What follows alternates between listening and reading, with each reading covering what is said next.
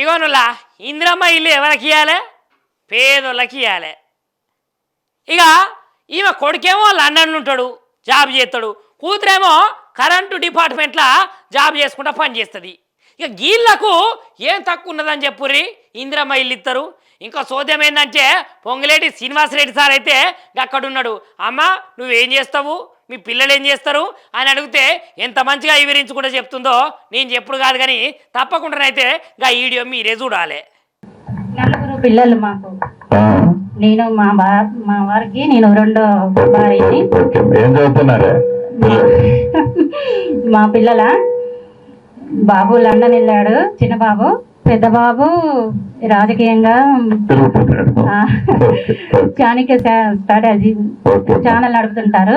ఒక పెద్ద పాప, చిన్న పాప ట్రిపుల్ చేసింది కరెంట్ డిపార్ట్మెంట్, ఇప్పుడు జాబ్ చేస్తుంది.